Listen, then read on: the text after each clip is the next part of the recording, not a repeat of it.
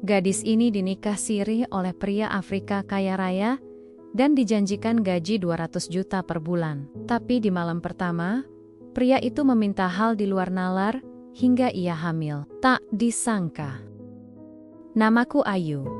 Aku adalah seorang perempuan yang lahir dan besar di bawah langit Solo yang teduh. Di sebuah rumah sederhana yang selalu ramai oleh tawa adik-adikku dan wangi masakan ibu dari dapur.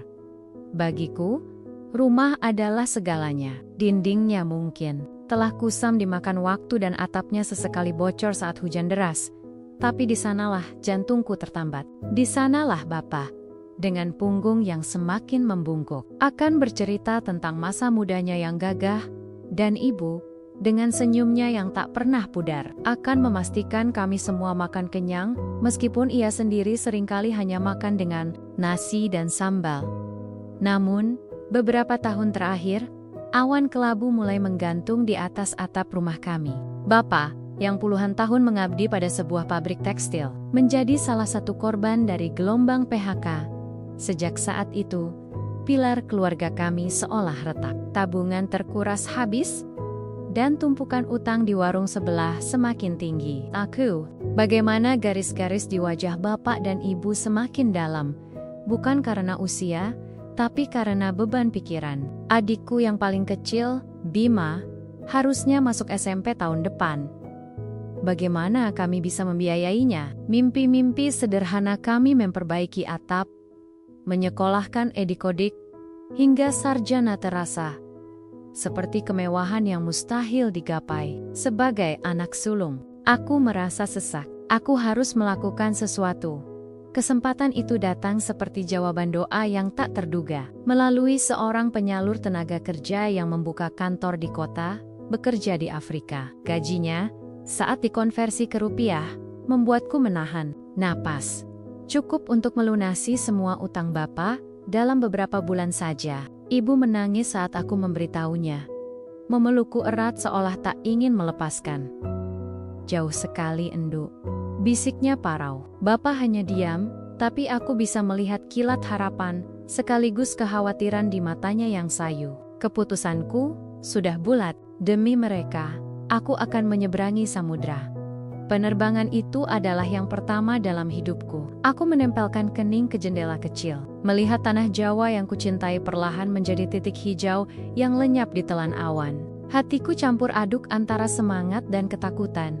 Afrika, sebuah benua yang hanya ku kenal dari buku pelajaran sekolah dan film dokumenter. Segalanya terasa asing saat aku mendarat. Udara yang lebih kering, terik matahari yang berbeda, dan bahasa yang terdengar seperti musik aneh di telingaku. Aku dijemput oleh seorang sopir pendiam yang membawaku melewati jalanan kota yang ramai. Hingga akhirnya, kami memasuki sebuah kawasan perumahan elit yang membuatku terpana.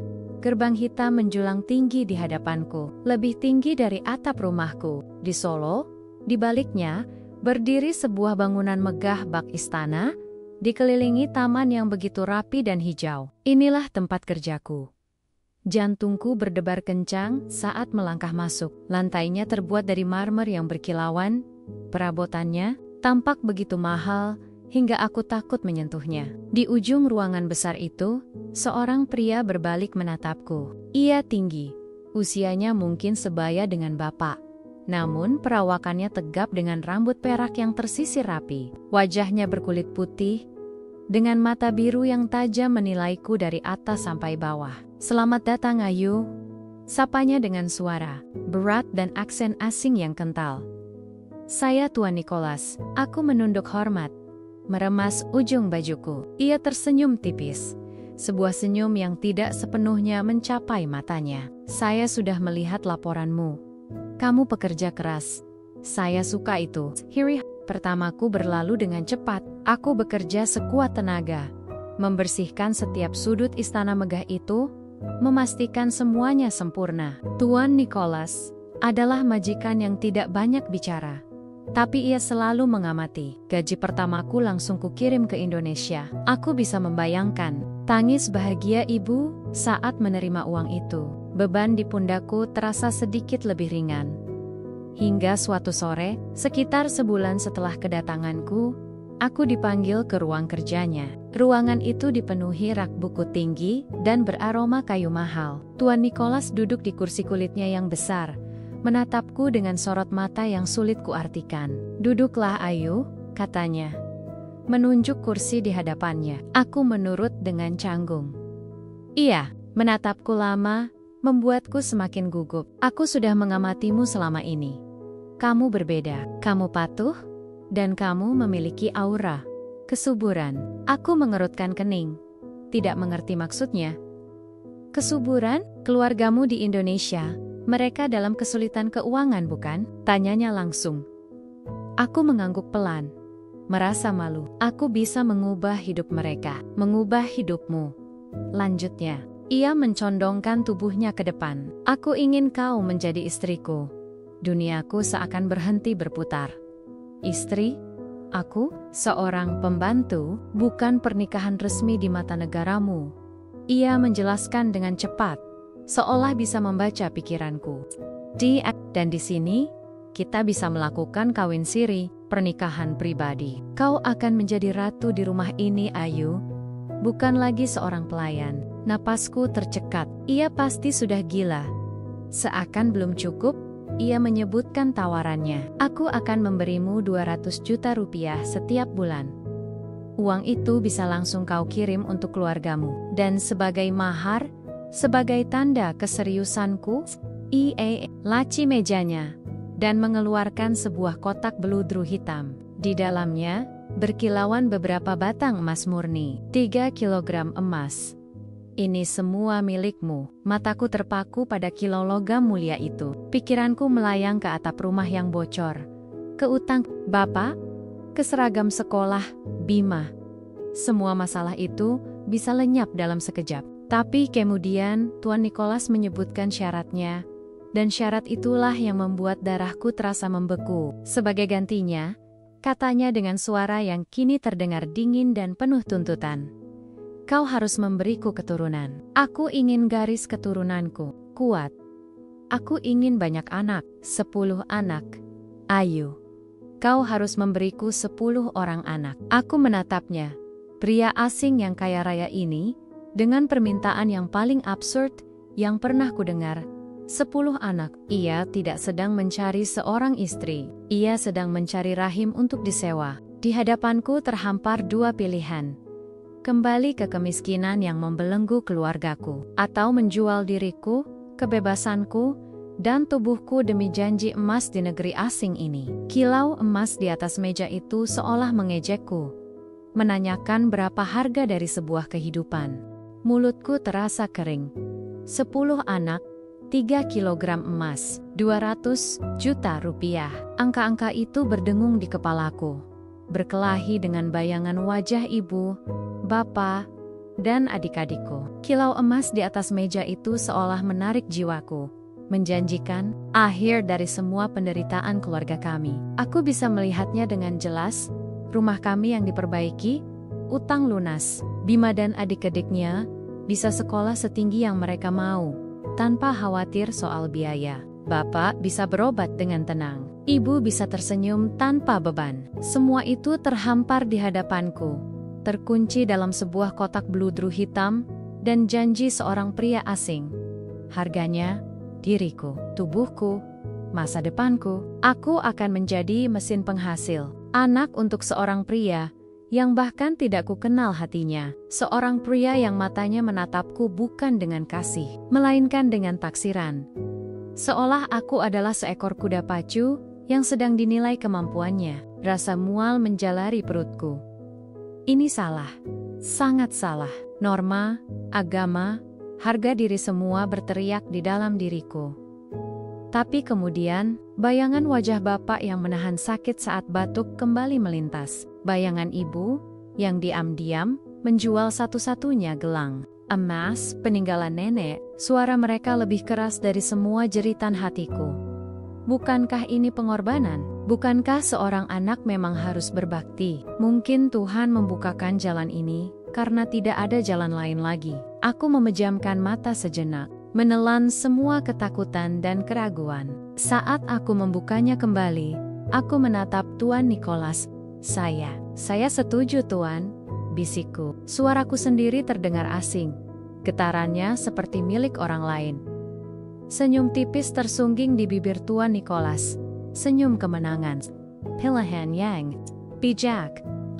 Prosesi kawin siri itu berlangsung cepat dan dingin. Tidak ada gaun pengantin. Tidak ada penghulu dari kampungku. Tidak ada tangis haru dari ibu. Hanya aku, Tuan Nicholas, dan seorang pria asing lain yang ia perkenalkan sebagai saksi. Beberapa kalimat diucapkan dalam bahasa yang tidak ku mengerti. Dan setelah itu Tuan Nicholas menyatakan, "Sekarang, kau adalah istriku." Semudah itu, aku telah menjual hidupku. Malam itu juga, aku dipindahkan dari kamar pelayan yang sempit di pavilion belakang ke kamar tidur utama. Aku terkesiap saat memasukinya. Ruangan itu lebih besar dari seluruh rumahku di Solo. Sebuah ranjang raksasa dengan spray sutra berdiri di tengah, menghadap jendela kaca besar yang menyuguhkan pemandangan lampu kota. Di satu sisi, ada pintu menuju lemari pakaian yang luasnya, seperti satu ruangan tersendiri. Isinya sudah penuh dengan gaun-gaun indah, tas-tas mahal, dan deretan sepatu yang belum pernah kulihat bahkan dalam mimpiku. Aku menyentuh gaun sutra berwarna zamrud, terasa begitu halus di jariku. Aku seharusnya bahagia. Inilah kemewahan yang ia janjikan, tapi hatiku terasa hampa. Dan rasa takut yang dingin mulai merayapiku. Aku merasa seperti boneka yang baru saja diletakkan di dalam kotak pajangan yang indah. Aku mandi di kamar mandi, marmer yang mewah, memakai salah satu gaun tidur sutra yang sudah disiapkan, lalu duduk di tepi ranjang raksasa itu, menunggu. Setiap detak jam di dinding terdengar seperti palu godam. Aku menunggu suamiku. Aku menunggu nasibku. Pintu terbuka. Tuan Nicholas masuk. Ia sudah berganti pakaian dengan jubah tidur dari satin gelap. Ia tidak langsung mendekatiku. Matanya berkeliling ruangan, lalu berhenti padaku. Ada sorot aneh di matanya. Sorot yang membuat bulu kudukku berdiri. "Kau terlihat tegang," katanya. Suaranya pelan. Ia berjalan mendekati ranjang, tapi bukan ke arahku. Ia menunjuk sebuah kotak hadiah berwarna merah jambu yang tergeletak di atas selimut. Aku baru menyadarinya. "Buka itu," perintahnya.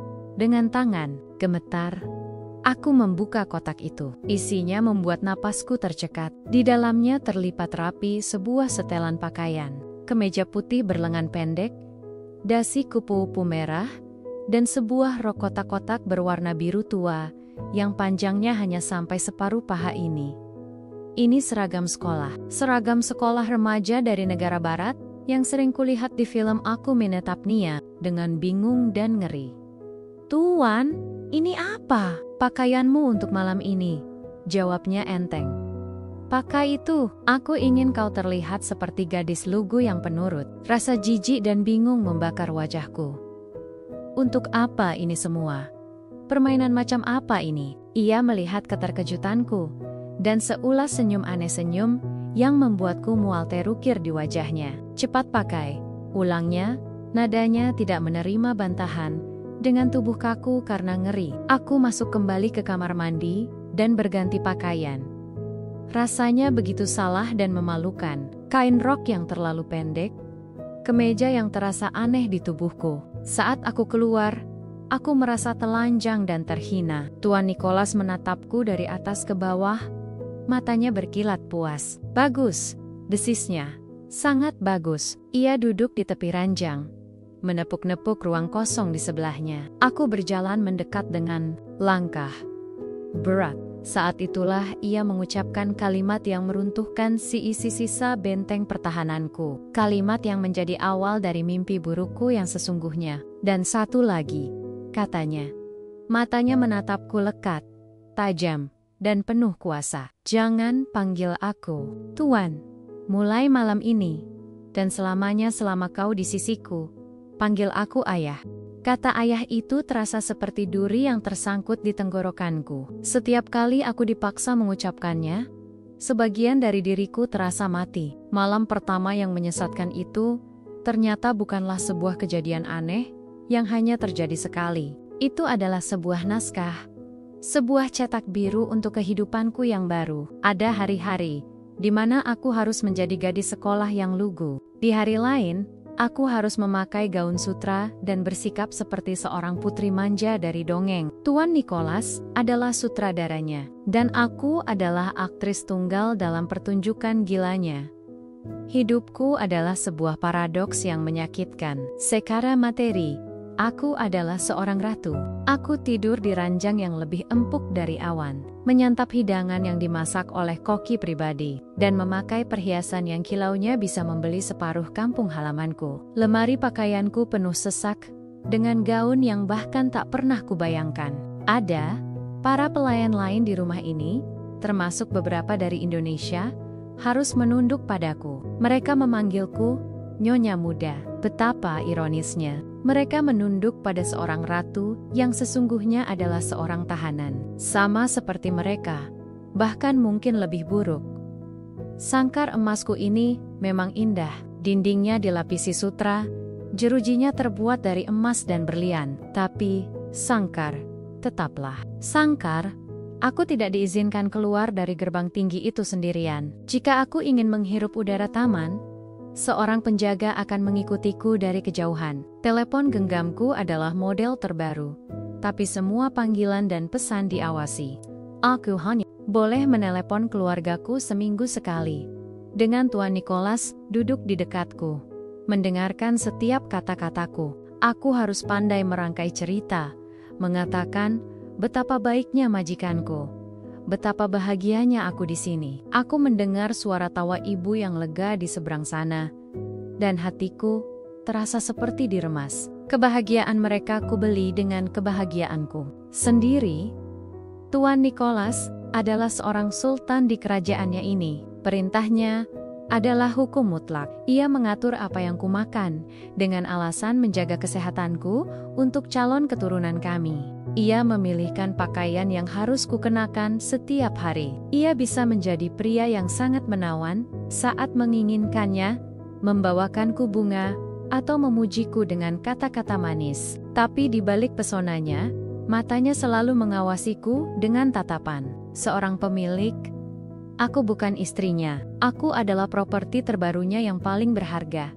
Sisi tergelapnya akan muncul saat ia pulang larut malam dengan napas berbau alkohol. Saat itulah topeng pengusaha terhormatnya lepas. Ia akan berbicara panjang lebar tentang ambisinya, tentang pentingnya garis keturunan yang kuat, tentang darah birunya yang tidak boleh putus. Suatu malam, ia mencengkeram daguku dengan kasar saat aku sedikit membantah aturannya. Kau harus belajar, jinak. Ayo, desisnya. Matanya yang biru menatapku tajam. Kau datang dari kampung, seperti seekor hewan liar. Indah, tapi liar. Tugasku adalah menjinakkanmu, menjadikanmu wadah yang sempurna untuk anak-anakku. Jangan pernah lupakan itu. Kata-kata itu menamparku lebih keras dari sebuah pukulan. Johan, liar, wadah. Begitulah ia melihatku. Malam-malamku kuhabiskan dalam pergulatan batin yang tak berkesudahan. Ada rasa jijik yang meluap setiap kali aku harus memainkan peranku. Aku membenci diriku sendiri karena menjadi begitu patuh. Aku rindu pada Ayu yang dulu, gadis sederhana dari Solo yang punya harga diri. Tapi di sisi lain, ada sebuah rasa aman yang aneh dan beracun. Aku aman dari kemiskinan. Keluargaku aman. Tuan Nicholas, dengan segala keanehannya, tidak pernah menyiksaku secara fisik, dalam artian memukuliku hingga babak belur. Ia memberiku makan, memberiku pakaian, memberiku atap yang lebih dari sekadar mewah, dan karena itulah aku tetap tinggal. Aku bertahan melewati setiap hari yang terasa seperti setahun. Aku menelan hinaan dan memainkan peran dalam fantasinya. Aku mematikan perasaanku, mengubah diriku menjadi boneka cantik yang ia inginkan. Semua demi suara tawa ibu di telepon, demi masa depan adik-adikku. Aku meyakinkan diriku berulang-ulang, ini hanya sementara. Aku hanya perlu bertahan. Aku tahu bahwa di balik dinding sangkar emasku, sebuah takdir yang jauh lebih kelam daripada yang bisa kubayangkan sedang menantiku. Di antara para pelayan yang melayaniku, Ada satu wajah yang terasa familiar, wajah seorang wanita paruh baya yang juga berasal dari Indonesia, namanya Sari. Ia tidak banyak bicara, matanya sering menunduk, dan gerakannya selalu cekatan tanpa suara. Tapi terkadang, saat ia meletakkan nampan makanan di mejaku, dan tidak ada orang lain di sekitar, aku menangkap sorot matanya. Sorot mata yang dipenuhi rasa iba, sebuah pemahaman yang melampaui hubungan antara majikan dan pelayan. Kami berbagi bahasa yang sama, bukan hanya bahasa Indonesia, tapi juga bahasa nonverbal, sebagai sesama perempuan yang terdampar jauh dari rumah. Kesempatan untuk bicara datang. Saat Tuan Nicholas pergi dalam perjalanan bisnis selama 2 hari, rumah terasa sedikit lebih lengang. Penjagaan sedikit lebih longgar. Aku memberanikan diri mendekati Sari yang sedang membersihkan vas bunga di lorong yang sepi. "Mbak Sari," sapaku pelan. Ia sedikit terkejut, menoleh ke kanan dan ke kiri, dengan cemas sebelum menatapku. "Iya, Nyonya muda," panggilnya. Suara formalnya terasa canggung di antara kami berdua. "Panggil saja Ayu, Mbak. Kita kan sama-sama dari Indonesia," kataku sambil tersenyum, berharap bisa mencairkan suasana. "Mbak Sari sudah lama kerja di sini?" Sari mengangguk pelan. "Sudah hampir 7 tahun, Enduk Ayu," jawabnya. Kali ini menggunakan panggilan yang lebih akrab. Suaranya nyaris berbisik. 7 tahun, waktu yang sangat lama. Aku melihat keraguan di matanya. Tapi aku juga melihat sebersit keinginan untuk berbagi. Didorong oleh rasa kesepian yang mendalam, aku melanjutkan. "Sebelum saya, apakah ada orang lain seperti saya di sini, Mbak?" Pertanyaan itu membuat tubuh Sari menegang. Ia meletakkan kain pembersihnya, tangannya sedikit gemetar. Ia menarikku perlahan ke sudut yang lebih tersembunyi, di balik sebuah pilar besar. Matanya yang tadi penuh iba, kini dipenuhi ketakutan. "Dengarkan saya baik-baik, Enduk," bisiknya. Suaranya sangat pelan. "Kamu harus sangat hati-hati, sangat hati-hati." Jantungku mulai berdebar kencang. "Kamu bukan yang pertama," lanjutnya. "Dan saya takut kamu juga bukan yang terakhir. Sebelum kamu, ada Rina. Sebelum Rina, ada Maya. Mereka sama sepertimu, cantik, muda, datang dari kampung halaman dengan mimpi yang besar." Nama-nama itu, Rena dan Maya, terdengar nyata dan tragis. Mereka bukan sekadar cerita, mereka adalah manusia. "Lalu, di mana mereka sekarang, Mbak?" tanyaku. Suaraku ikut bergetar. Sari menggeleng pelan. Matanya berkaca-kaca. "Tidak ada yang tahu pasti. Mereka semua dipulangkan." Begitu kata Tuan. Ia mengucapkan kata dipulangkan dengan nada sinis yang membuatku merinding. "Rina, dia sempat hamil. Kami semua pikir nasibnya akan lebih baik. Tapi hari Tuan marah besar. Saya dengar mereka bertengkar hebat. Beberapa hari kemudian, seorang pria yang katanya dokter datang ke rumah. Setelah itu, Rina tidak pernah sama lagi. Ia hanya diam. Tatapannya kosong. Sebulan kemudian, Tuan bilang Rina sudah pulang ke Indonesia karena sakit. Darahku terasa dingin. Seborsi pikiran itu melintas di benakku. Begitu mengerikan, hingga aku ingin menyangkalnya. "Lalu Maya?" tanyaku lagi, nyaris tak terdengar. "Maya lebih tragis," bisik Sari. "Dia berhasil melahirkan bayinya laki-laki, persis seperti yang Tuan inginkan. Kami semua mengira dia akan menjadi ratu sesungguhnya di rumah ini. Tapi, seminggu setelah melahirkan, saat kondisinya masih lemah, Tuan bilang Maya dan bayinya harus diisolasi di sayap timur demi kesehatan. Lalu suatu pagi, mereka berdua sudah tidak ada. Kamarnya bersih, semua barang-barangnya hilang. Tuan bilang mereka sudah terbang pulang dengan selamat." Sari mencengkeram lenganku. "Tapi itu tidak masuk akal, Enduk. Tidak ada perpisahan. Tidak ada kabar berita setelahnya. Keluarga mereka di kampung terus bertanya pada kami para pelayan, tapi kami harus tutup mulut jika ingin selamat. Mereka lenyap begitu saja, seperti ditelan bumi." Setiap kata dari Sari adalah sebuah tamparan keras yang menyadarkanku dari mati. Rasa Selama ini, aku hanya takut pada fantasinya yang aneh dan kehilangan kebebasanku. Sekarang aku sadar, yang kupertaruhkan di sini bukan hanya harga diri, tapi juga nyawa. Nyawaku dan nyawa calon anak-anak yang harus kulahirkan untuknya. Sangkar emasku ini ternyata memiliki pintu lain, pintu menuju ketiadaan. Mbak sudah terlalu banyak bicara, kata Sari tiba-tiba, melepaskan cengkeramannya dan mundur selangkah. Wajahnya kembali pucat pasi karena takut. Lupakan semua ini, Nduk. Anggap saja saya tidak pernah bicara apa-apa. Pokoknya, turuti saja semua kemauan Tuan. Jangan membantah. Dan hati-hati. Ia bergegas pergi meninggalkanku yang berdiri mematung di balik pilar. Bisikan dari masa lalunya bergema di telingaku, berubah menjadi peringatan akan masa depanku. Aku tidak lagi merasa seperti seorang aktris dalam sebuah pertunjukan. Aku merasa seperti domba berikutnya yang sedang digemukkan untuk disembelih. Hidupku setelah percakapan dengan Mbak Sari berubah menjadi sebuah kewaspadaan tanpa henti. Setiap senyum Tuan Nicholas terasa seperti topeng yang bisa retak kapan saja. Setiap kemewahan yang ia berikan terasa seperti umpan dalam sebuah perangkap. Aku menjadi lebih pendiam, lebih patuh, berusaha menjadi tidak terlihat, sambil terus terlihat. Aku melakukan semua perannya dengan sempurna, berharap bisa menunda takdir yang pernah menimpa Rina dan Maya. Ketakutan menjadi udara yang kuhirup setiap saat. Lalu, tubuhku mulai mengirimkan sinyal-sinyal aneh. Rasa mual yang datang tiba-tiba di pagi hari, rasa lelah yang luar biasa meskipun aku tidak melakukan pekerjaan berat, dan indera penciumanku yang menjadi sangat tajam. Awalnya kuabaikan.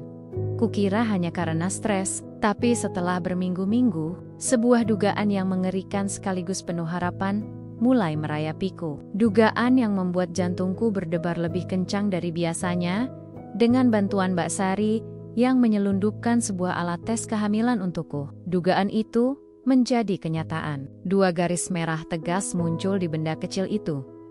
Positif. Aku hamil. Aku terduduk lemas di lantai kamar mandi yang dingin, memandangi 2 garis itu.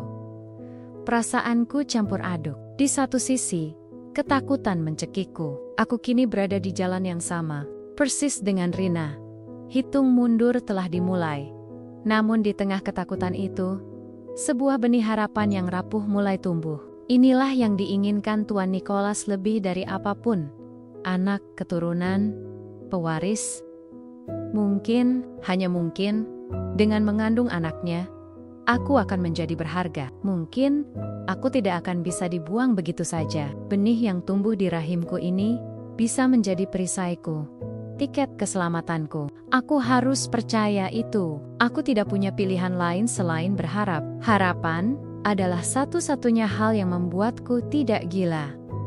Aku menunggu saat yang tepat untuk memberitahunya. Aku memilih malam di mana ia tampak dalam suasana hati yang baik. Ia baru saja menutup sebuah kesepakatan bisnis besar.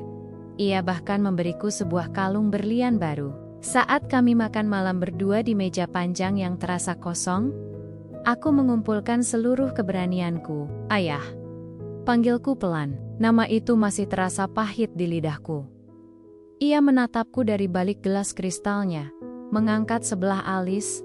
Ada kabar. Baik, lanjutku dengan suara gemetar. Tanganku berkeringat dingin di bawah meja. Saya hamil. Aku menatapnya penuh harap, mencari secercah kebahagiaan, kelegaan, atau setidaknya kepuasan di matanya. Tapi yang kulihat adalah sesuatu yang tidak pernah kuduga. Wajahnya yang tadinya tenang, perlahan mengeras. Senyum tipis di bibirnya lenyap, digantikan oleh garis lurus yang dingin. Kehangatan di matanya membeku, berubah menjadi es hening sejenak. Lalu ia meletakkan gelasnya dengan keras hingga menimbulkan bunyi dentang yang memekakan telinga. Hamil? Desisnya. Suaranya rendah dan berbahaya. Ia bangkit dari kursinya. Bayangannya yang tinggi menjulang di atasku. Bagaimana bisa? Aku menatapnya bingung. Apa maksudmu? Ini kan yang kau inginkan? Tawa kering dan dingin keluar dari mulutnya. tawa yang tidak mengandung sedikit pun kebahagiaan. Yang kuinginkan adalah anakku, darah dagingku, geramnya, mencondongkan tubuh ke arahku. Bukan anak haram hasil perselingkuhanmu. Duniaku runtuh. Kata-kata itu menghantamku, seperti badai. Selingkuh? Aku tidak pernah melakukannya. Aku bahkan tidak bisa keluar dari rumah ini sendirian. Seruku panik. Jangan pikir aku bodoh. Dan matanya menyala penuh amarah. Kau pikir aku tidak tahu kelakuan perempuan sepertimu? Siapa laki-lakinya? Salah satu penjaga, sopir yang mengantarmu, atau kau punya kekasih rahasia sebelum datang ke sini? Tuduhan itu begitu keji dan tidak masuk akal, hingga aku tidak bisa berkata-kata. Air mataku mulai mengalir, rasa takut dan sakit hati mencekikku. Bagaimana mungkin ia berpikir begitu? Pria yang mengurungku siang dan malam, kini menuduhku membawa pria lain ke dalam sangkarku? Ini gila. Ini benar-benar gila. Itu tidak benar.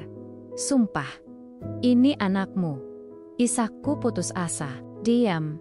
Hardiknya. Aku tidak mau mendengar kebohonganmu lagi. Ia berjalan mondar-mandir seperti seekor singa yang marah. Lalu ia berhenti dan menatapku dengan tatapan paling dingin yang pernah kulihat. Mulai sekarang, kau tidak akan keluar dari kamarmu. Aku memastikan anak haram itu tidak akan pernah membawa aib bagi namaku. Malam itu, benih harapanku yang kecil dan rapuh telah dicabut dengan paksa dan diinjak-injak hingga hancur. Kehamilan yang kukira akan menjadi perisaiku, kini telah diubahnya menjadi vonis kesalahanku. Aku bukan lagi calon ibu dari pewarisnya. Di matanya, aku adalah seorang pengkhianat, seorang pendosa yang mengandung aib. Aku tidak tahu apa yang akan ia lakukan padaku atau pada bayi yang kukandung. Tapi satu hal yang ku tahu pasti, mimpi burukku baru saja memasuki babak yang jauh lebih gelap dan menakutkan. Malam itu, tuduhan keji Tuan Nicholas menjadi sebuah dekret. 2 orang penjaga berbadan tegap, dengan wajah tanpa ekspresi, ditempatkan di depan pintu kamarku. Aku mendengar suara kunci diputar dari luar. Sebuah bunyi klik mekanis yang terasa seperti Venus Marty. Pintu eboni yang tadinya merupakan simbol kemewahan, kini resmi menjadi pintu sel penjaraku. Menara Gadingku telah berubah menjadi penjara sungguhan. Duniaku menyusut drastis. Luasnya kini hanyalah sebatas 4 dinding kamar tidur utama yang mewah ini. Jendela kaca raksasa yang dulu kuagumi karena pemandangannya yang indah, kini menjadi sumber siksaan. Aku bisa melihat dunia luar dari sana. Mobil-mobil yang berlalu lalang, orang-orang yang berjalan bebas, langit yang membentang tanpa batas. Semua itu adalah sebuah kebebasan yang telah direnggut dariku. Ranjang sutra yang empuk, terasa dingin dan kosong. Sofa bludru yang nyaman terasa seperti bangku pesakitan. Semua kemewahan ini terasa seperti ejekan, hiasan di dalam sebuah kurungan, yang indah namun mematikan. Hari-hariku berjalan dalam putaran yang monoton dan sunyi. Pagi hari, seorang pelayan yang belum pernah kulihat sebelumnya akan mengetuk pintu. Ia tidak diizinkan masuk. Ia hanya meletakkan nampan makanan di lantai, yang kemudian akan diambil oleh penjaga untuk diperiksa sebelum diberikan padaku. Aku tidak pernah lagi melihat Mbak Sari. Mungkin Tuan Nicholas sengaja memisahkan kami, memutus satu-satunya saluran komunikasiku. Makanan yang disajikan selalu sehat dan bergizi. Bukan karena ia peduli padaku, tapi karena ia peduli pada aset yang tumbuh di dalam rahimku. Aku adalah inkubator berjalan, tidak lebih. Tuan Nicholas sesekali datang. Ia tidak lagi memainkan peran ayah yang menggelikan itu. Kunjungannya singkat, dingin, dan klinis. Ia tidak bicara padaku. Ia hanya berdiri di ambang pintu, menatap perutku yang mulai sedikit membuncit dengan tatapan seorang peternak yang sedang mengawasi ternaknya. Terkadang ia akan bertanya pada penjaga, apa dia makan dengan baik? Apa dia banyak tidur? Bertanya tentangku seolah aku tidak ada di sana. Aku merasa seperti benda, bukan manusia. Kehadirannya membuatku lebih takut daripada kesendirian itu sendiri. Awalnya, aku menyerah pada keputusasaan. Aku hanya berbaring di tempat tidur berhari-hari, menatap langit-langit, membiarkan air mata mengalir tanpa suara. Rasa sakit karena pengkhianatan dan tuduhan palsu itu begitu dalam. Aku merasa kotor, tidak berharga, dan benar-benar sendirian. Namun seiring perutku yang semakin membesar, sesuatu di dalam diriku mulai berubah. Di tengah keheningan yang memekakan telinga, aku mulai merasakan sebuah kehidupan lain di dalam diriku. Sebuah getaran lembut, sebuah denyutan kecil yang terasa begitu nyata. Anakku, darah dagingku. Ea Aide di sini, bersamaku di dalam penjara ini. Aku mulai berbicara padanya dalam bisikan. Aku menceritakan tentang rumahku di Solo, tentang wangi melati di halaman, tentang suara tawa adik-adikku. Aku menyanyikan lagu Nina Bobo Jawa yang dulu sering ibu nyanyikan untukku. Anak ini, yang belum lahir ini, menjadi satu-satunya temanku, satu-satunya alasanku untuk tetap waras.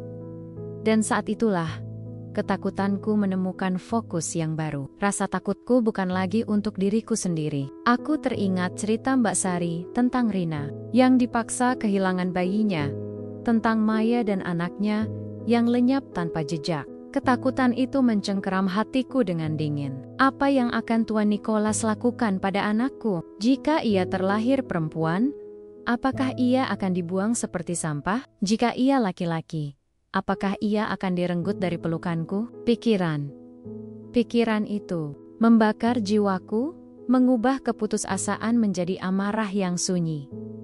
Amarah itu melahirkan sebuah tekad baru. Aku tidak akan membiarkan nasib anakku berakhir seperti itu. Aku tidak akan menjadi Rina atau Maya. Aku harus bertahan. Aku harus makan setiap suap makanan yang mereka berikan. Bukan untukku, tapi untuk bayi ini. Aku harus menjaga kewarasanku. Bukan untukku, tapi untuknya.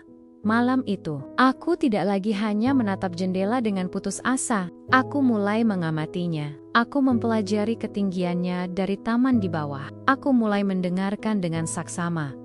Menandai waktu pergantian penjaga di depan pintu, aku mulai melihat sekeliling kamarku bukan sebagai sel, tapi sebagai medan pertempuran. Tirai yang panjang, spray sutra yang kuat, lampu meja yang berat. Semua benda itu kuperhatikan dengan cara yang berbeda. Mungkin ada jalan keluar. Aku meletakkan kedua tanganku di atas perutku, merasakan denyut kehidupan di dalamnya. Ini bukan lagi hanya tentang diriku. Ini tentang kami. Sebuah janji tanpa suara kuucapkan di dalam hati kepada makhluk kecil yang sedang tumbuh di dalam diriku. Ibu akan mengeluarkan kita dari sini, Nak, bisikku pada keheningan malam. Apapun taruhannya. Tekad yang lahir dari naluri keibuanku mengubah caraku memandang penjaraku. Aku bukan lagi tawanan yang pasrah. Aku adalah seorang perencana, seorang mata-mata di dalam wilayah musuh. Setiap hari adalah kesempatan untuk mengumpulkan informasi. Pikiranku yang dulu dipenuhi keputusasaan, kini bekerja tajam, memetakan setiap detail dari sangkar emasku.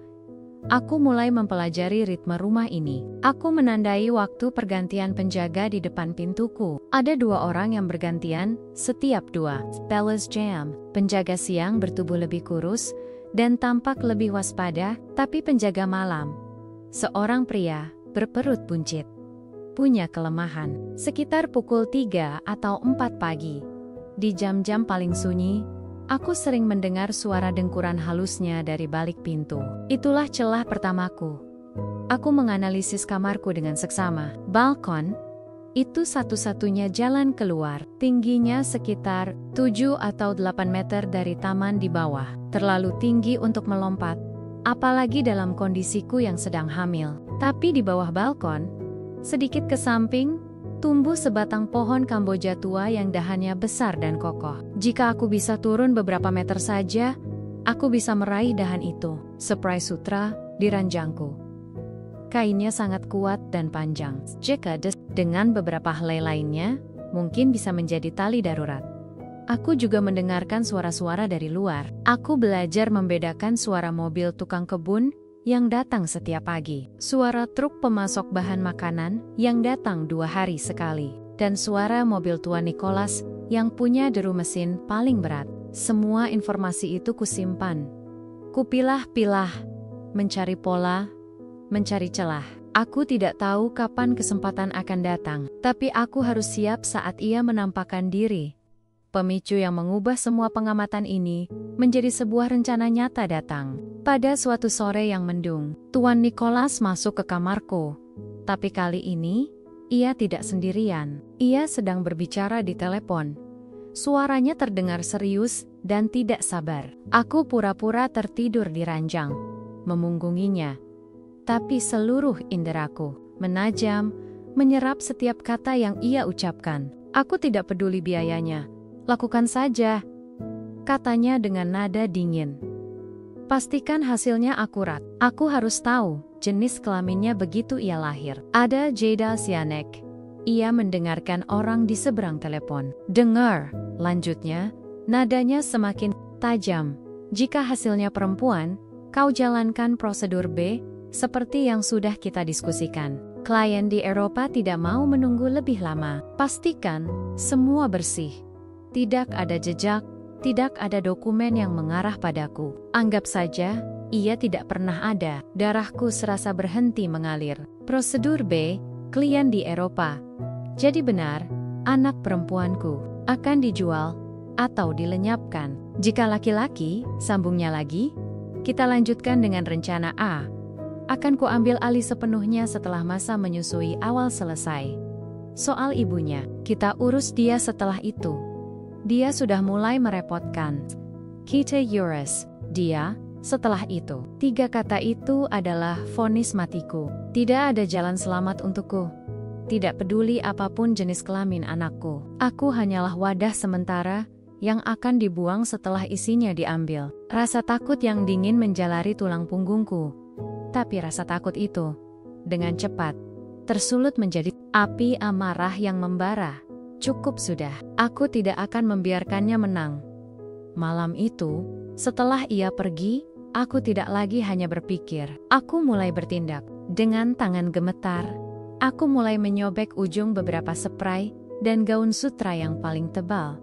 Menguji kekuatannya. Aku mulai menyusun simpul-simpul percobaan.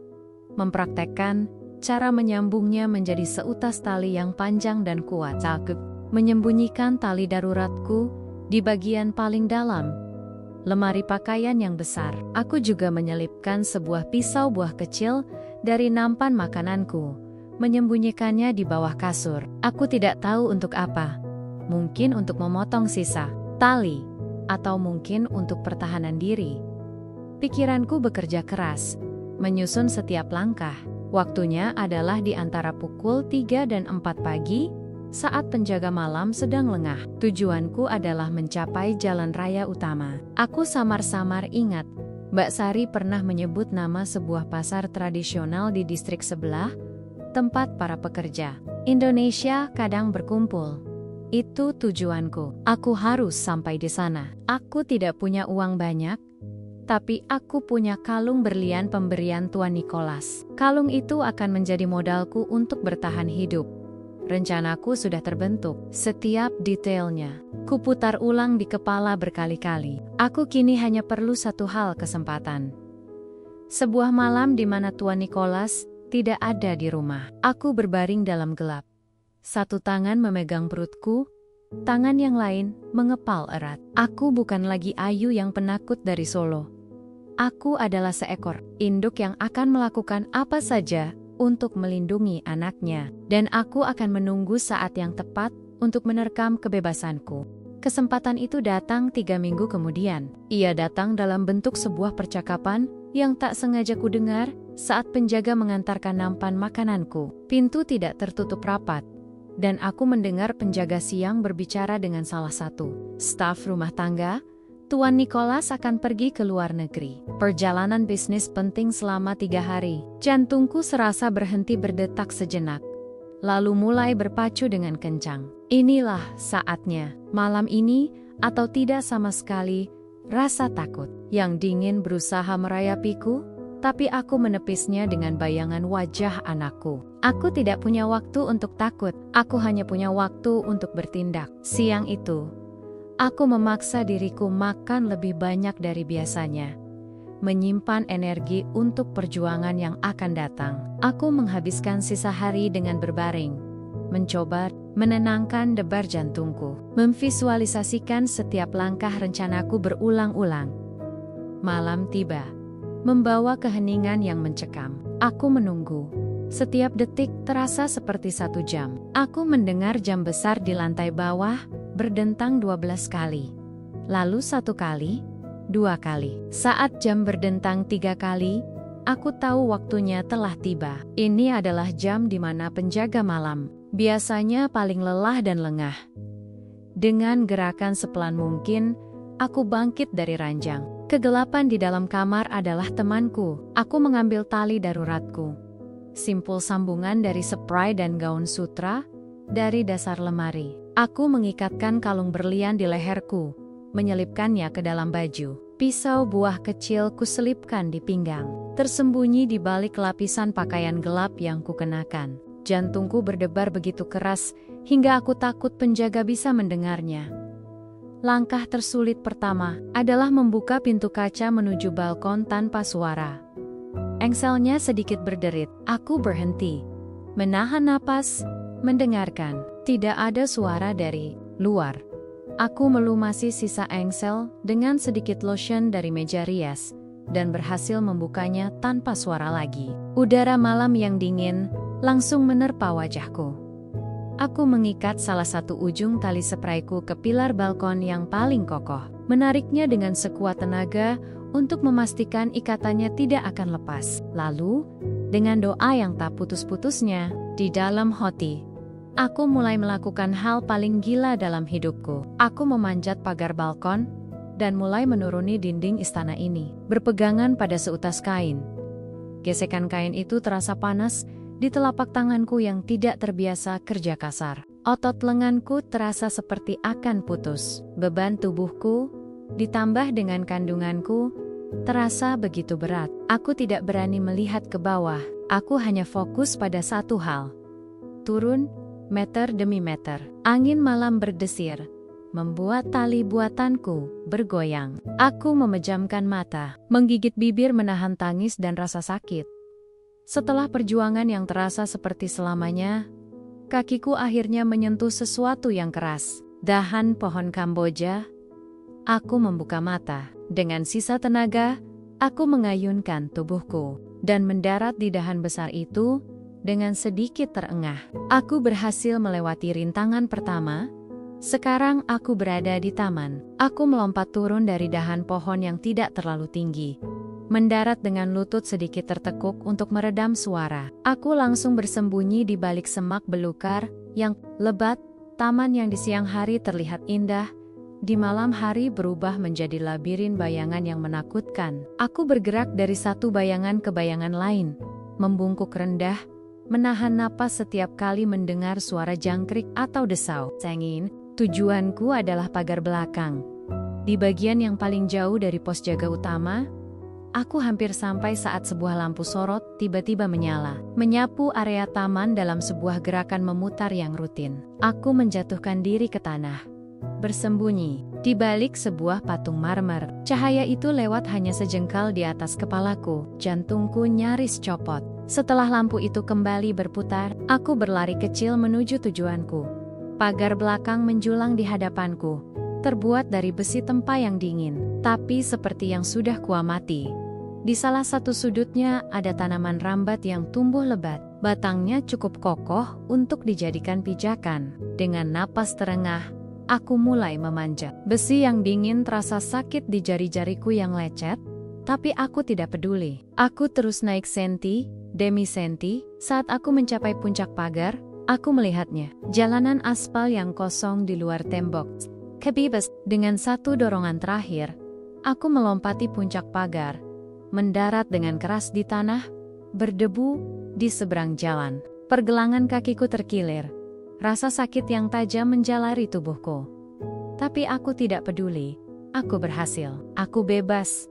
Aku menoleh ke belakang, menatap istana megah yang menjadi penjaraku selama berbulan-bulan. Dari luar sini, ia tampak seperti monster raksasa yang sedang tertidur. Tanpa membuang waktu, Aku membalikkan badan dan mulai berlari. Aku berlari tertatih, menyusuri jalanan yang gelap dan asing, tanpa tujuan yang jelas, selain menjauh sejauh mungkin dari tempat itu. Setiap langkah adalah rasa sakit, tapi setiap langkah juga adalah sebuah kemenangan. Aku tidak tahu apa yang menantiku di depan sana, tapi malam itu, aku, Ayu, seorang calon ibu, telah merebut kembali sejengkal kebebasanku.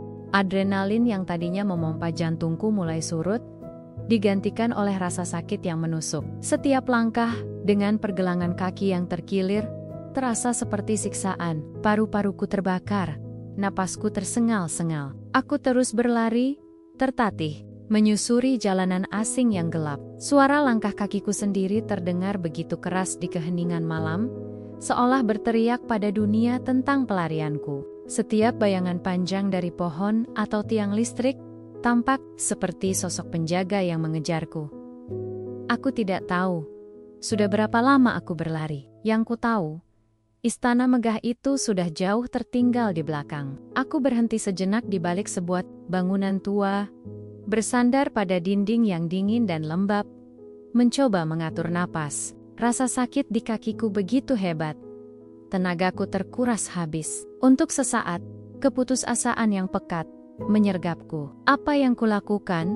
Aku sendirian, terluka, tanpa uang, di negara asing. Bagaimana mungkin aku bisa selamat? Aku hampir menangis, karena putus asa saat tanganku secara naluriah menyentuh perutku. Di sana, di dalam kegelapan yang melingkupiku, ada sebuah kehidupan yang bergantung padaku. Sebuah denyut kecil yang menjadi pusat alam semestaku. Aku tidak boleh menyerah. Bukan sekarang. Bukan setelah semua yang kulalui. Aku menarik napas dalam-dalam, mengabaikan rasa sakit, dan kembali memaksa tubuhku untuk bergerak. Aku harus mencapai jalan yang lebih besar. Setelah berjalan tertatih selama beberapa waktu, aku akhirnya melihat cahaya lampu jalan yang lebih terang di kejauhan. Sebuah jalan raya. Harapan kembali menjalari hatiku. Di sana pasti ada kendaraan. Aku bersembunyi di balik halte bus yang sepi, menunggu dengan cemas. Beberapa mobil pribadi melesat kencang. Lalu sebuah taksi lewat. Lampunya menyala, tapi ia tidak berhenti jantangku mensolos. Aku menunggu lagi. Setiap menit terasa seperti 1 jam. Akhirnya, sebuah taksi tua yang lain mendekat. Lajunya lebih pelan. Aku memberanikan diri, melangkah keluar dari bayangan dan melambaikan tangan dengan sisa tenaga yang kumiliki. Taksi itu berhenti. Pengemudinya seorang bapak tua dengan wajah lelah. "Mau kemana, Neng?" tanyanya dalam bahasa setempat yang untungnya sedikit ku mengerti. "Pasar Gede, Pak," jawabku, menyebutkan nama pasar yang pernah Mbak Sari ceritakan. Suaraku serak dan gemetar. Aku duduk di kursi belakang, menyandarkan kepalaku yang terasa berat di kaca jendela yang dingin. Saat mobil mulai melaju untuk pertama kalinya setelah berjam-jam, aku merasa sedikit aman. Aku tidak lagi berlari. Aku tidak lagi sendirian di jalanan gelap. Aku memejamkan mata, membiarkan tubuhku yang lelah beristirahat sejenak. Saat aku membuka mata, pemandangan di luar jendela telah berubah. Kegelapan pekat mulai terusir oleh semburat cahaya berwarna jingga dan ungu. Di ufuk timur, fajar. Fajar pertama dalam hidupku sebagai seorang perempuan bebas. Aku melihat kota ini perlahan bangun dari tidurnya. Beberapa pedagang mulai menggelar lapak mereka. Beberapa orang berjalan menuju tempat ibadah. Kehidupan normal yang terasa begitu jauh dan mustahil saat aku berada di dalam sangkar emasku. Melihat fajar yang merekah itu, air mataku akhirnya tumpah. Bukan air mata kesedihan atau ketakutan, melainkan air mata kelegaan yang luar biasa. Aku berhasil. Kami berhasil. Aku dan anakku, kami telah melewati malam terpanjang dalam hidup kami. Aku mengusap perutku dengan lembut. Di bawah cahaya fajar pertama ini, aku bukan lagi hanya Ayu. Aku adalah seorang ibu, dan fajar ini adalah saksi bisu dari sumpahku untuk melindungi anakku. Taksi tiba di kawasan pasar yang mulai ramai. Aku meminta sopir untuk menurunkanku di dekat sebuah papan nama bertuliskan Klinik Sehat. Aku harus memeriksa kondisi kandunganku dan mengobati kakiku. Aku membayar ongkos taksi dengan beberapa lembar uang receh yang berhasil kuselipkan di sakuku sebelum kabur. Itu tidak cukup, tapi melihat kondisiku, sopir tua itu hanya mengangguk dan pergi begitu saja. Aku berdiri di trotoar yang sibuk, menatap klinik kecil di hadapanku. Sinar matahari pagi mulai terasa hangat di kulitku. Rasa sakit di tubuhku masih ada. Rasa takut akan masa depan masih membayangi. Aku adalah seorang buronan dari pria yang sangat berkuasa. Aku tidak punya apa-apa selain pakaian yang kukenakan dan sebuah kalung berlian di balik bajuku. Jalan di hadapanku terbentang curam dan penuh ketidakpastian. Tapi saat aku menarik napas dalam-dalam, menghirup udara pagi yang bebas, aku tahu aku akan baik-baik saja. Karena fajar ini bukan akhir dari perjuangan, melainkan awal dari pertempuran sesungguhnya, dan aku siap untuk bertempur. Klinik kecil itu terasa riuh dan penuh kehidupan. Sangat kontras dengan keheningan yang dingin di istana Tuan Nicholas. Bau obat-obatan bercampur dengan aroma keringat orang-orang yang menunggu. Sebuah pemandangan yang terasa begitu normal, dan Mimi, aku disambut oleh seorang perawat yang kemudian memanggil seorang dokter perempuan paruh-baya dengan wajah yang teduh dan menenangkan. Namanya Dr. Lena. Dengan sabar, ia membersihkan luka-lukaku, mengobati pergelangan kakiku yang bengkak, dan menasihatiku dengan suara keibuan. Saat ia menyalakan mesin USG, dan aku mendengar suara detak jantung anakku, kuat dan teratur memenuhi ruangan kecil itu, pertahananku runtuh. Aku menangis sesenggukan. Untuk pertama kalinya, aku menangis di hadapan orang lain. Bukan karena takut, tapi karena lega. Anakku baik-baik saja. Kami baik-baik saja. Dr. Lena membiarkanku menangis. Setelah aku sedikit tenang, ia bertanya dengan lembut tentang bagaimana aku bisa terluka seperti ini. Aku tidak tahu harus mulai dari mana. Akhirnya, masalah pembayaran muncul. Aku tidak punya uang. Dengan ragu, aku mengeluarkan kalung berlian dari balik bajuku. Saya hanya punya ini, Dok. Apakah dokter tahu di mana saya bisa menjualnya dengan aman? Tanyaku. Dr. Lena menatap kalung itu, lalu menatap wajahku yang penuh lecet dan mataku yang bengkak. Alih-alih terlihat serakah, dahinya justru berkerut dalam. Ia melihat seorang perempuan Indonesia yang ketakutan, hamil, dan memiliki perhiasan yang harganya mungkin lebih mahal dari kliniknya. Baginya, semua itu tidak masuk akal. Ceritamu lebih dari sekadar jatuh saat mencoba kabur dari suami yang kejam, bukan? Tanyanya dengan tatapan tajam namun penuh empati. Aku hanya bisa mengangguk pelan. Tunggu di sini. Jangan kemana-mana. Ada seseorang yang harus kau temui. Dia mungkin bisa membantumu lebih dari saya, katanya. Ia kemudian menelepon seseorang, berbicara dengan cepat dalam bahasa Inggris yang tidak sepenuhnya ku mengerti. Setengah jam kemudian, seorang pria asing masuk ke klinik. Ia bukan tipe pria seperti Tuan Nicholas yang berkuasa. Ia tampak lebih santai, mengenakan kemeja linen dan celana kargo, dengan sebuah tas selempang usang. Matanya berwarna coklat, hangat, dan ia tersenyum ramah padaku. Ayu, perkenalkan, ini David, kata Dr. Lena. Dia seorang jurnalis. Tapi jangan khawatir, dia teman saya. Dia bisa dipercaya. David mengulurkan tangannya. Selamat pagi Ayu. Saya dengar Anda butuh bantuan, katanya. Dalam bahasa Indonesia yang fasih, meskipun dengan sedikit aksen, di sebuah ruangan pribadi, di belakang klinik, dengan Dr. Lena duduk di sisiku sebagai penopang moral, aku menceritakan semuanya. Aku menceritakan tentang Solo, tentang kawin siri, tentang permintaan 10 anak. Aku menceritakan tentang malam pertama yang aneh, tentang sangkar emas, tentang bisikan Mbak Sari mengenai Rina dan Maya.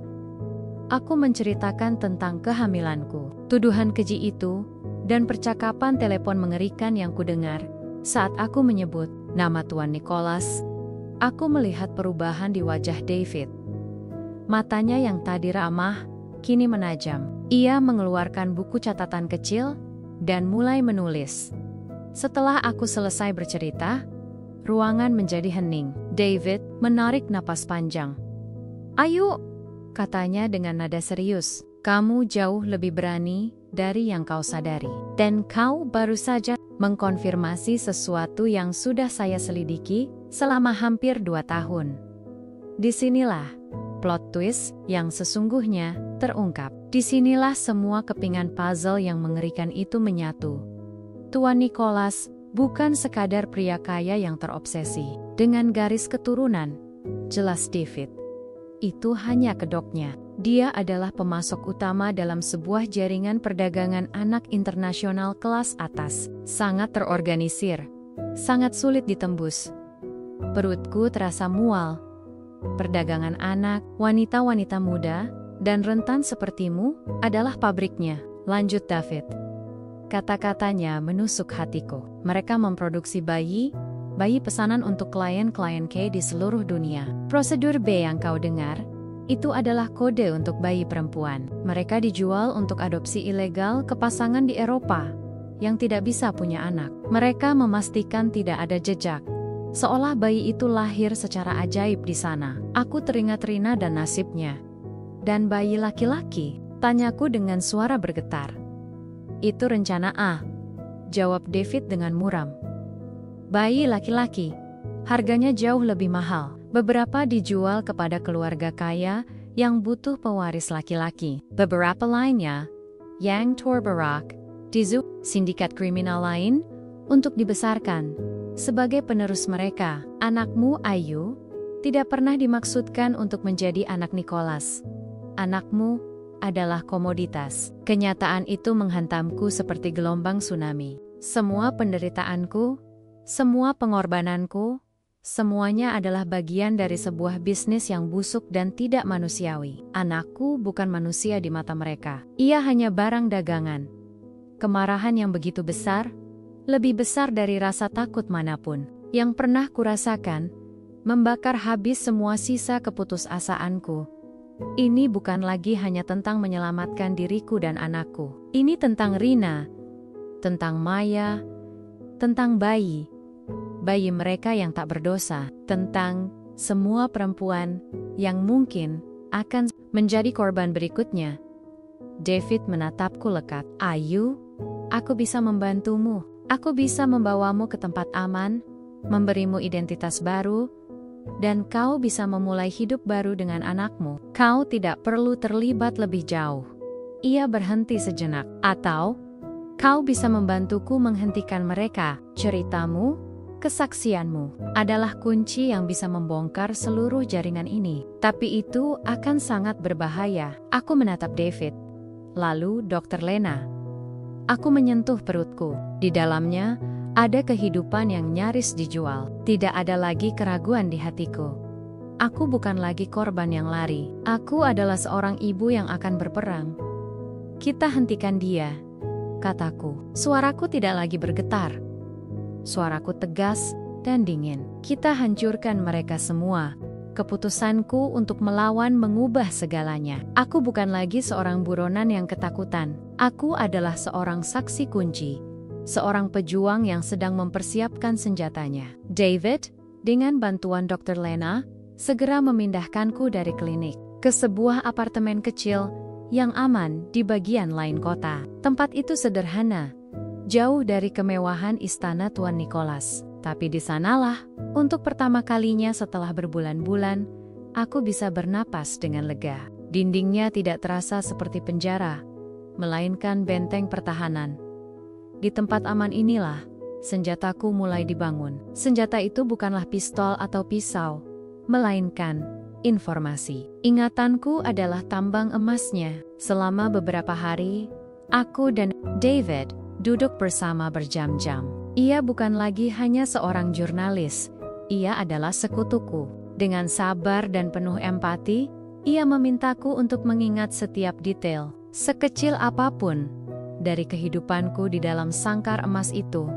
Proses ini menyakitkan. Aku harus kembali menyelami kenangan-kenangan buruk yang ingin kulupakan. Tapi kali sini, aku tidak mengingatnya sebagai korban.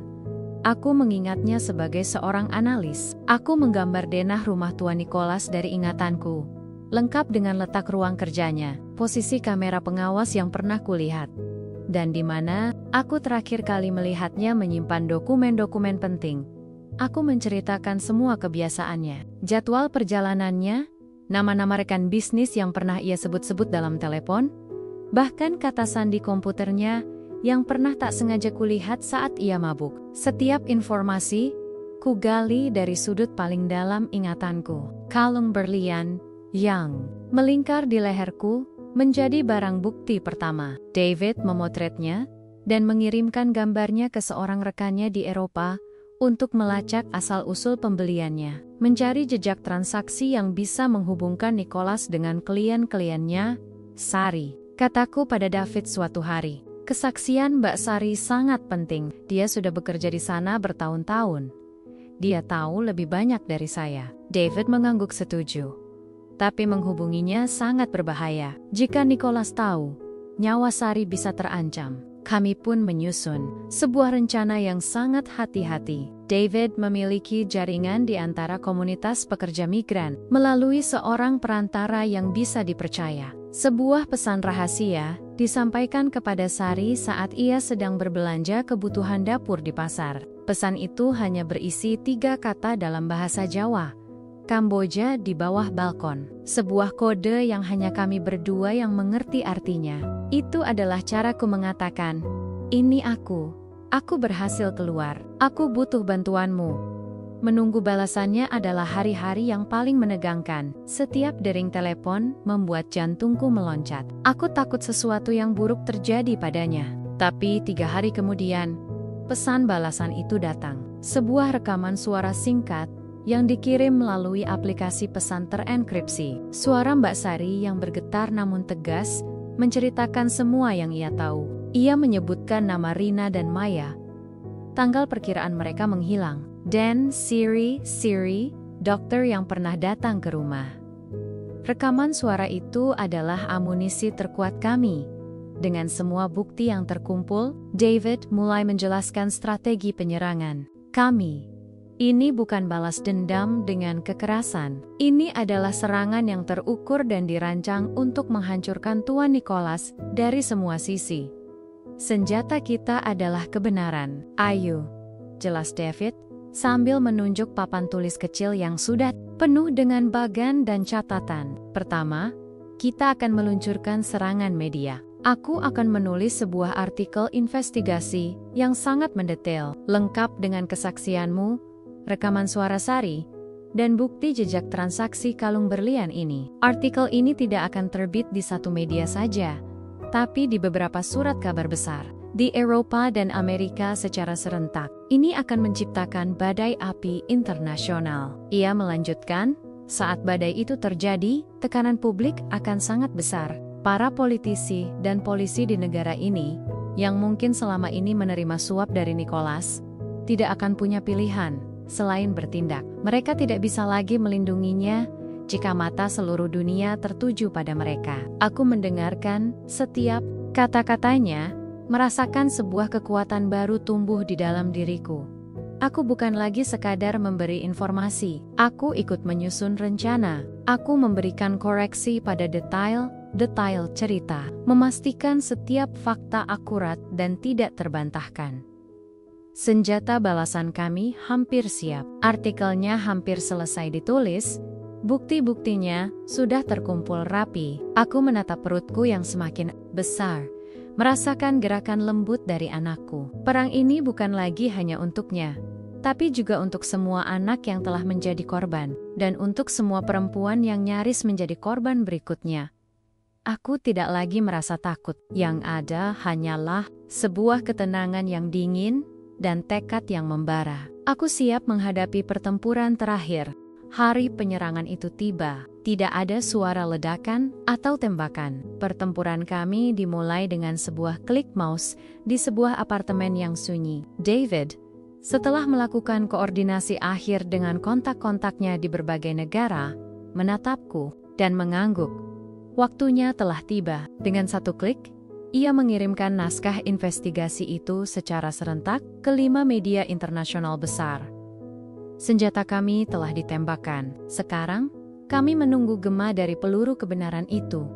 Beberapa jam pertama terasa begitu sunyi dan menegangkan. Kami hanya duduk di depan layar laptop, menyegarkan halaman berita berulang kali. Lalu, artikel pertama muncul di sebuah surat kabar ternama di Inggris. Judulnya terpampang besar, Istana Bayi, kesaksian mengerikan dari dalam jaringan perdagangan. Enoch Aylet. Di bawahnya, ada fotoku yang diambil dari samping, wajahku disamarkan dalam bayangan, tapi ceritaku terpampang jelas. Setelah itu, efek domino pun terjadi. Media di Amerika, Jerman, lalu Australia ikut menayangkannya. Dalam waktu singkat, nama Tuan Nicholas menjadi topik yang paling banyak dibicarakan di seluruh dunia. Kisahku, kisah Rina, dan kisah Maya diterjemahkan ke dalam berbagai bahasa. Telepon di apartemen kami tak henti-hentinya berdering. David sibuk menjawab panggilan dari media lain yang ingin mengutip ceritanya. Badai api yang ia rencanakan telah tercipta, bahkan lebih besar dari yang kami duga. Aku menyaksikan semua itu dengan perasaan yang aneh. Pria yang pernah menjadi penguasa absolut duniaku, yang setiap tatapannya bisa membuatku gemetar ketakutan, kini wajahnya terpampang di mana-mana sebagai monster. Foto-fotonya yang tersenyum di acara-acara mewah kini disandingkan dengan kata-kata seperti pedofil, penjahat, dan perdagangan manusia. Kekuasaannya yang terasa begitu tak terbatas ternyata rapuh di hadapan kebenaran. Tekanan internasional itu bekerja persis seperti yang direncanakan David. Pemerintah setempat yang mungkin selama ini tutup mata tidak bisa lagi diam. 2 hari setelah artikel itu terbit, berita yang paling kutunggu-tunggu akhirnya tiba. David menyalakan siaran berita televisi. Di layar, aku melihat gerbang hitam yang familiar itu. Gerbang istana yang pernah mengurungku. Tapi kini, di depannya, penuh dengan mobil polisi dan puluhan wartawan, aku menahan napas saat melihat pasukan polisi bersenjata, lengkap mendobrak masuk ke dalam istana. Benteng yang kuanggap tak tertembus itu, kini telah runtuh. Lalu, kamera menyorot pintu depan yang terbuka. Mereka menyeretnya keluar. Tuan Nicholas, ia tidak lagi mengenakan setelan mahalnya, hanya kemeja yang kusut. Wajahnya tidak lagi angkuh dan berkuasa, yang ada hanyalah wajah seorang pria tua yang pucat, kaget, dan kalah. Saat mereka memborgol tangannya, aku tidak merasakan ledakan kebahagiaan. Yang kurasakan adalah sebuah kelegaan yang dalam dan sunyi. Keadilan akhirnya datang. Permainan sudah berakhir. Beberapa bulan berlalu. Proses hukum terhadap Tuan Nicholas dan jaringannya menjadi berita besar selama berminggu-minggu. David memastikan Mbak Sari mendapatkan perlindungan saksi dan diterbangkan ke tempat yang aman untuk memulai hidup baru. Sementara itu, duniaku juga bersiap untuk sebuah awal yang baru. Di sebuah rumah sakit sederhana yang dibantu oleh Dr. Lena, aku melahirkan seorang bayi perempuan yang cantik dan sehat. Saat perawat meletakkan makhluk mungil itu di dadaku untuk pertama kalinya, air mataku kembali mengalir. Aku menatap wajahnya yang mungil, jari-jarinya yang mungil, napasnya yang teratur. Inilah harta karunku yang sesungguhnya. Inilah kemenanganku. Seorang bayi perempuan, jenis kelamin yang dianggap oleh Nicholas sebagai produk gagal yang harus disingkirkan, kini menjadi bukti terbesar bahwa aku telah menang. Aku menamainya Fajar, karena ia adalah fajar dalam kehidupanku. Kini, setahun telah berlalu. Aku dan Fajar tinggal di sebuah rumah kecil di dekat pantai. Rumah ini kubeli dengan hasil penjualan kalung berlian itu. Kalung yang tadinya adalah simbol perbudakanku, kini telah kuubah menjadi fondasi kebebasanku. Hidup kami sederhana. Kami sering berjalan-jalan di pantai saat matahari terbenam, merasakan pasir hangat di kaki kami dan angin laut di rambut kami. Di televisi kadang masih ada berita tentang persidangan. Tuan Nicholas yang divonis hukuman seumur hidup. Tapi aku tidak lagi memperhatikannya. Dia hanyalah hantu dari masa lalu. Masa laluku tidak lagi mendefinisikanku. Aku menatap Fajar yang tertawa riang sambil bermain air di tepi pantai. Aku bukan lagi Ayushi Art yang lugu. Aku bukan lagi tawanan di Menara Gading. Aku adalah seorang penyintas. Aku adalah seorang pejuang. Dan yang terpenting, aku adalah seorang ibu. Aku tidak lagi tunduk pada sultan manapun. Di kerajaan kecilku yang penuh dengan tawa dan debur ombak ini, akulah ratunya. Dan aku telah memenangkan kembali takdirku.